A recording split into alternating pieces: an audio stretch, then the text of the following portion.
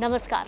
Iran और America के बीच जंग से कच्चे तेल की कीमतों में जबरदस्त उछाल देखने को मिल रहा है। कीमतें आसमान छू रही हैं और अब इसका असर इंडस्ट्रियल पेट्रोल डीजल की कीमतों पर भी देखने को मिल रहा है। ऑयल मार्केटिंग कंपनियों ने प्रीमियम पेट्रोल की कीमतों में बढ़ोतरी के साथ साथ इंडस्ट्रियल डीजल के दाम भी बढ़ा दिए हैं। जहां सरकारी पेट्रोलियम कंपनियों ने प्रीमियम पेट्रोल की कीमतों में 2.35 रुपए तक की बढ़ोतरी की है, इसी तरह इंडस्ट्रियल डीजल की कीमत में 22 रुपए प्रति लीटर का इजाफा किया गया है।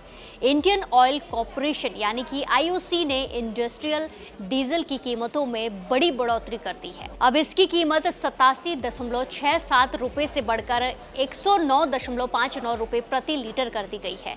आसान भाषा में कहें तो अब कंपनियों और फैक्ट्रियों को डीजल खरीदना काफी महंगा पड़ेगा। ईरान और अमेरिका, इजरायल ने एक दूसरे के एनर्जी इंफ्रास्ट्रक्चर को निशाना बनाया है। ऐसे कच्चे तेल की कीमत में तेजी आई है। कच्चा तेल एक समय $116 प्रति बैरल तक पहुंच गया था। हालांकि बाद में उसमें कुछ नरमी आई। आज क्रूड 1.19% तेजी के साथ $109.9 प्रति बैरल तक ट्रेंड कर रहा है। ईरान युद्ध के कारण हॉर्मुज की खाड़ी से ये जहाजों की आवाजाही प्रभावित हो रही है। इस कारण कच्चा तेल महंगा हुआ है। दुनिया का 20% तेल और गैस इसी रास्ते से आती है और अब इंडस्ट्रियल डीजल की कीमतों में भारी उछाल आया है। ऐसे में सवाल है कि आखिर इंडस्ट्रियल डीजल नॉर्मल यानी कि ऑटोमेटिव डीजल से कैसे अलग है और इसका इस्तेमाल कहां-कहां होता है। आपकी जेब पर इसका क्या कुछ असर पड़ता है, चलिए जानते हैं। ये डीजल नॉर्मल ऑटोमेटिव डीजल से सबसे बड़ा फर्क उनके इस्तेमाल, क्वालिटी और नियमों का होता है। फैक्ट्रियों, जनरेटर, बॉयलर और भारी मशीनों में इसका इस्तेमाल होता है, जबकि जो नॉर्मल डीजल है उसे गाड़ियों में इस्तेमाल किया जाता है, जैसे कार, ट्रक और बसों के लिए बनाया जाता है।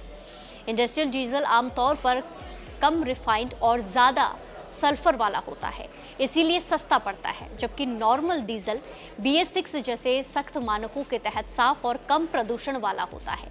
इसी कारण इंडस्ट्रियल डीजल को वाहनों में इस्तेमाल करना कई जगह गैर कानूनी है और इससे इंजन को काफ़ी ज़्यादा नुकसान भी होता है, जबकि जो नॉर्मल डीजल गाड़ियों के लिए सुरक्षित और बेहतर प्रदर्शन के लिए ज़रूरी होता है। जब इंडस्ट्रियल डीजल महंगा होता है तो इसका असर केवल फैक्ट्रियों तक सीमित नहीं रहता, बल्कि ये आम आदमी की जेब तक पहुंचता है। आइए जानते हैं कि इंडस्ट्रियल डीजल की कीमत बढ़ने पर किन किन चीज़ों पर इसका असर पड़ता है।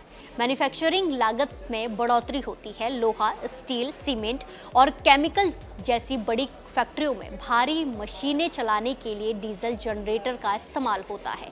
ईंधन महंगा होने से इन सामानों को बनाने की लागत बढ़ जाती है। बिजली की कीमतें भी बढ़ सकती हैं। कई हाउसिंग सोसाइटियां और अस्पताल बिजली कटने पर बड़े डीजल जनरेटर का इस्तेमाल करते हैं, यहाँ पर भी इस्तेमाल होते हैं। इंडस्ट्रियल रेट पर डीजल खरीदने के कारण अब बैकअप बिजली के लिए मेंटेनेंस चार्ज बढ़ सकता है। इंफ्रास्ट्रक्चर और कंस्ट्रक्शन पर असर भी देखने को मिल सकता है। सड़क निर्माण, मेट्रो प्रोजेक्ट्स और बड़ी इमारतों के निर्माण में लगी मशीनें जैसे बुलडोजर, क्रेन आदि के लिए इसी डीजल की ज़रूरत होती है। ईंधन महंगा होने से प्रोजेक्ट की कुल लागत बढ़ सकती है, जिसका असर प्रॉपर्टी की कीमत पर भी देखने को मिलेगा। वहीं बड़ी लॉजिस्टिक कंपनियों जो थोक में डीजल खरीदती हैं, उनके लिए भी ऑपरेशनल खर्च बढ़ जाएगा। हालांकि इसका सीधा असर ट्रक किराए पर तुरंत ना दिखे, लेकिन लंबी अवधि में, लंबे समय में ये सामानों की कीमत को प्रभावित कर सकता है। तो देखा जाए तो कच्चे तेल की कीमतों में ये उछाल इजरायल और ईरान के बीच बढ़ते तनाव का एक रिजल्ट है। अंतर्राष्ट्रीय बाजारों में ब्रेंट क्रूड का भाव आसमान छू रहा है, लगातार बढ़ रहा है। ईरान के गैस फील्ड्स पर हमले की खबरों ने ग्लोबल मार्केट में हड़कंप मचा दिया है। भारत अपनी ज़रूरतों का 90% तेल आयात करता है, इसीलिए वहां होने वाली छोटी सी हलचल भी घरेलू बाजार में कीमतें बढ़ा देती हैं। अगर तनाव ऐसे ही जारी रहा तो आने वाले दिनों में नॉर्मल पेट्रोल डीजल के दाम भी बढ़ सकते हैं। आने वाले समय में अगर ईरान युद्ध जल्द खत्म ना हुआ तो भारत में महंगाई आम जनता की सीधे जेब पर असर करेगी, जिसका बोझ सीधे कंज्यूमर के कांधों पर ही आ गिरेगा। फिलहाल के लिए इतना ही। नमस्कार।